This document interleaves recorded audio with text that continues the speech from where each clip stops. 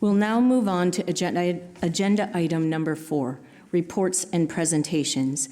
This evening, we have a report by the South Lake Minnetonka Police Department regarding flock camera and approval of allocation. The presenters this evening will be Detective Prodovinsky and Officer Allie Weinman. If you could come to the podium. And they do have a PowerPoint this evening. Great. Up and going. Yeah, I can read it from there. All right, so we're with the South Lake Minnetonka Police Department. As the mayor already described, we're going to be going over in detail a camera service from Flock Safety that we've recently purchased. We've had other city council meetings. Tonka Bay and Greenwood have already approved cameras in each of their cities. So the goal of Flock is to try and eliminate crime and shape a safer future together. Why are we going with Flock? The current reality is that policing in general, we can have limited police resources. Crime is on the rise. Trust is needed more than ever with the public. What we believe the opportunity that Flock represents is technology multiplies the force. So if we have a camera over here at Smithtown in 19 that flags a stolen vehicle, or if maybe one of your houses is broken into and we get a description of the vehicle and it goes by, we might be in Excelsior, Tonka Bay, or Greenwood, but we would get that alert if there was already a flag put in place. Or based on the call, we have access to those cameras in our squads that we'd be able to review in real time. So that's what we're talking about when we're talking about force multipliers. The other aspect of Flock is it protects first responders and the community using this technology. It captures and distributes objective evidence to the right user. It engages the community to support and grow. And it's a police staffing multiplier.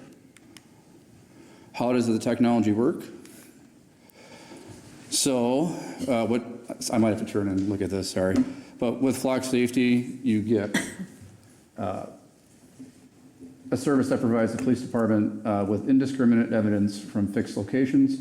We provide all the maintenance, Flock provides all the maintenance, so the police department and the city staff can focus on keeping the city safe and prosperous. It's infrastructure free, reduces time to value and utility cost and full service deployment. The cameras that we are going to be using are solar powered, so they'd be fixed onto a pole and they would all be solar powered. It's 24/7 coverage, they capture objective vehicle data around the clock to multiply your force. The real-time alerts, so anything that's entered into the national databases like NCIC, and such as like an Amber Alert for a missing or endangered child or abduction, or regarding elderly citizens that have dementia that might have wandered off, their silver alerts, they would flag on those as well. And then the other custom hot lists, so like a stolen vehicle, if it's reported to police as stolen and we've entered that into the system, if that vehicle drives by one of the cameras, we get that alert saying a stolen vehicle just drove by one of the cameras. Another thing called a cops alert, it's basically an alert that we send out, like if we get a domestic call and the suspect flees and we have a description of who it is and what car they're in, we can enter that into our system and our dispatch will provide it to a certain area that we've deemed necessary. And then if that vehicle drives by one of the Flock cameras, that would also be an alert. So those are just some examples. It's ethically made. It's not intended to just spy on every vehicle that drives by, like the person inside. It's only associated with those alerts or those hits that we place into the system, if that makes sense. It does not have any facial recognition software. It's not intended for traffic enforcement. It's indiscriminate evidence. So it's just gathering any information that's associated with the license plate. So if the vehicle is listed as stolen, and those other alerts, anything that it can get some info from a registered owner if that information is linked to the license plate, if that makes sense. But if you don't have any alerts associated with your vehicle, it's not going to flag anything in our system. So what this is license plate recognition software. Gathers objective evidence and facts about vehicles, not people, just like previously stated. It alerts the police of wanted vehicles. It's used to solve crime, and it adheres to all state laws. What Flock isn't, it's not facial recognition software. It's not tied to personally identifiable information. So it's not, when you drive by, it doesn't disseminate your address to all of us or anything like that, if that's what you're wondering about. Not used for traffic enforcement. Data not stored beyond 30 days. So after 30 days, the data is automatically purged at Flock. Flock is not allowed to give that data to anybody else because it's our data, it's the city's data. So if a private entity calls wanting the data, they're not allowed to give that out. So it's not like your email where your name gets sold on some list and you start getting spam everywhere. How does the technology deter and eliminate crime? It's proactive real-time alerts when stolen or wanted vehicles enter your city. From an investigative purpose, because I'm in investigations now, it'll help us clear cases. Crime rates would hopefully decrease. And Flock cameras serve as a deterrent. They're about this big, so if a criminal's driving by and they see it, I would assume that they would know that there's a camera. And hopefully that would serve as a deterrent, just like maybe a Ring camera on your house would. Mitigating risk. Protecting privacy. Footage owned by agency and city will never be sold or shared by Flock, like I just stated. 30-day data retention, and then it's deleted. Short retention period ensures that all data not associated with the crime is automatically deleted and unrecoverable. So if you're driving by and you're not associated with any crime and there's no alerts associated with your vehicle, that data will be purged and deleted, and it's not stored permanently anywhere. It takes human bias out of crime solving by detecting objective data. Search reason is required for an audit trail, so I'm also involved on the audit side of the grant. We got grant money for most of this expense through the state of Minnesota, and I'm working with the Commerce Bureau agent at the state, and so I'm in charge of providing all that data. So there is a constant audit, so it makes everybody be responsible for what they're using the system for. As stated before, it's not facial recognition software. It's not predictive policing. No personally identifiable information is contained in Flock. Not used for traffic enforcement. Not connected to registration data or third-party databases like Carfax or the DMV. Transparency and insights. So it measures the return on investment and promotes the ethical use of public safety technology. Transparency portal, customizable for each agency. Displays technology policies, publishes usage metrics, shares downloadable search audits. Insight dashboard measures crime patterns and return on investment, audit search history. Officer Wyman will be going over some examples here from different police departments. But the system is basically supposed to track in real time the benefits of using that system. So the information that we're getting alerts on or using to solve cases. So this is a list of other police departments that already have Flock.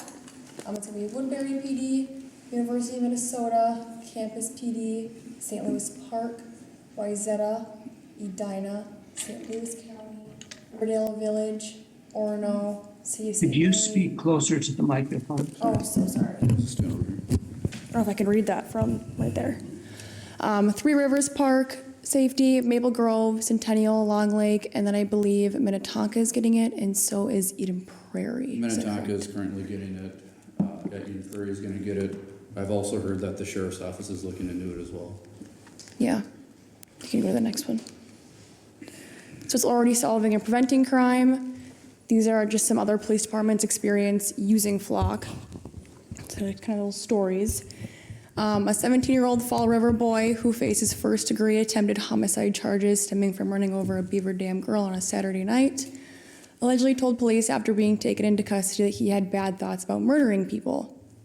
The Beaver Dam police responded to the parking lot of the Walmart Supercenter on that Saturday, and the 17-year-old girl had been ran over in the parking lot and the driver had fled the scene. So an officer assessed the Flock camera system, which are cameras used to obtain information on vehicles when they pass certain locations, and he was able to identify the vehicle was a 2009 Pontiac. The license plate number led the police to the home of the person who had done this crime. Another one is a silver alert. The town of Brookfield PD issued a silver alert at 2:43 p.m. Crime Analysis in Grafton entered the missing person's vehicle information into the Flock system database via search and noticed the vehicle had been in their city. At 2:58 p.m., the vehicle passed a Flock camera in Port Washington, and a notification was immediately sent to officers who were able to locate the vehicle and reunite the person with their family. So this actually happened for us over the summer. Someone from Shorewood who has dementia decided to take a little stroll and made it all the way into Nebraska, and that's how we were able to find him, was through their flock. Flock LPR, well, that's what we're talking about. Dearborn Police received a flock alert for a vehicle associated with a missing endangered person out of Tennessee. Officers then identified the vehicle and attempted a traffic stop, but the driver fled and then crashed the vehicle. After gunfire exchange, one of the suspects was deceased and another was transported to the hospital. In searching the trunk, officers found the body of this lady who had been reported missing after not picking up her 6-year-old from school. And this is just kind of a timeline of events of how an AMR alert goes out, the search through flock goes out, the suspect was located, and then a felony stop and arrest, and the baby was reunited with the mom. So in the matter of 5.5 hours using flock, we were able to kind of solve this stranger on stranger abduction. So the funding aspect related to flock, we received a state auto theft prevention grant for $21,400 to fund 4 cameras for 2 years. So that'd be $5,350 per city. I'll state on it later, but from the time that we obtained the grant to the time we signed a contract with Flock's prices have gone up, but we'll touch on that in a little bit. Pricing increased to $24,600 mid-year, $3,000 lease for each camera, and $150 one-time setup cost.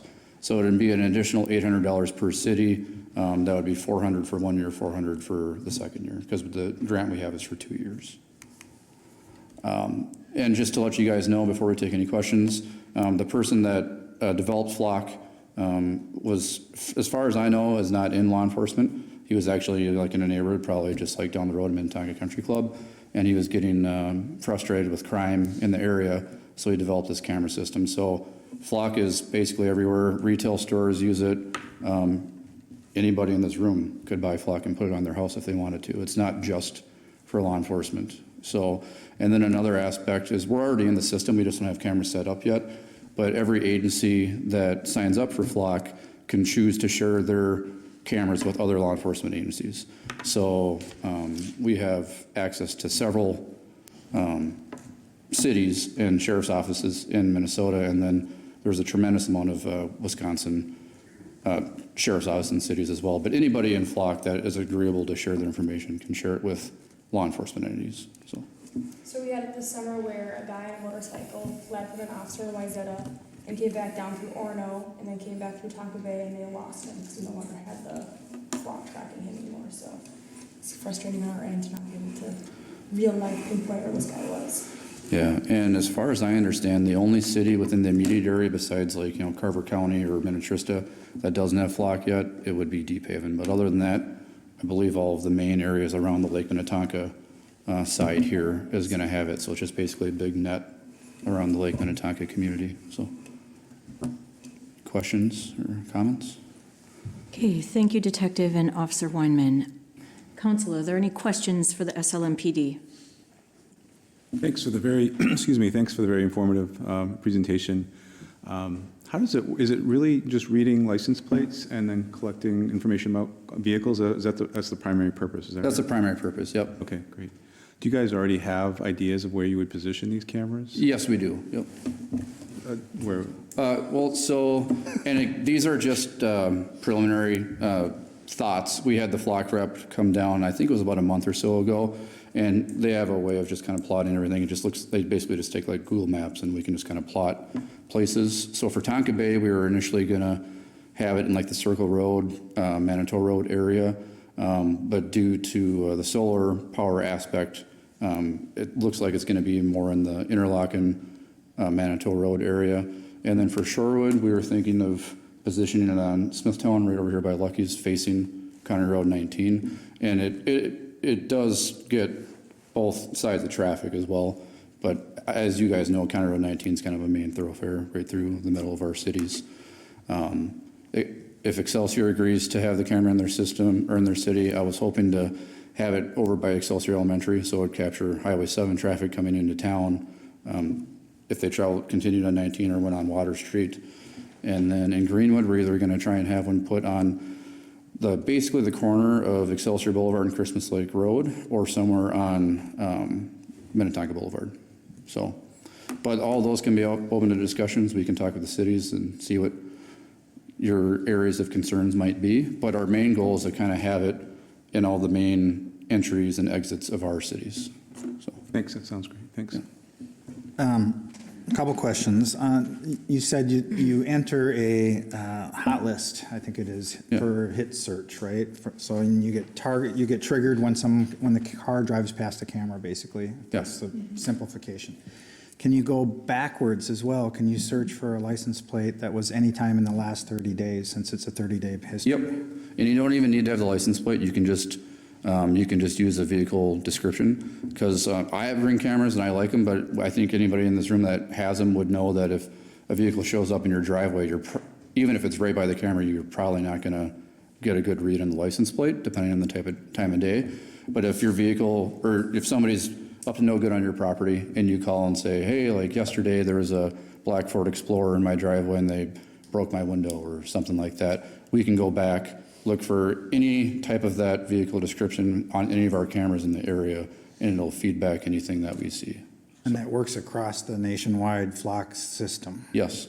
Yep, our drug task force officer, or detective, I should say, has already used this for some of his cases, because Wayzata has some cameras, and he's used other cameras in different areas too, and he didn't have license plate information from what I remember, so. Well, and theoretically, a car is stolen and drives to Texas 15 days ago. You could probably see that if there's, again, flock cameras in Yes. the area. Yep, if there's flock cameras, yep. And like I said, the license plate, although very helpful, isn't technically necessary. I mean, if you're gonna solve something like that, you would eventually need a license plate. But I don't always have all my license plates memorized. So if you guys have your vehicle stolen and you just tell us the make and model, and we see you coming down County Road 19 or Smithtown, we'll be able to review that footage. My second question has to deal with transparency. What's the intent in terms of releasing information to the public? Just as an example, I'm looking at Wayzata, and they talk about the number of cameras they have, how many vehicles were detected in the last 30 days, how many hot list hits were hit in the last 30 days, and how many searches were conducted in the last 30 days. Yep, that would be something that I would have to speak with Chief Sloan about, but I know that our chief is very open and upfront about everything that we do, as seen on social media and stuff like that. But you're right, Mr. Zerby, we're able to provide all the information on the flock site itself. So I'm hoping that the transparency is similar to other agencies. I'm reviewing other agencies' policies for flock, and we're going to model ours after theirs. Excellent, thank you.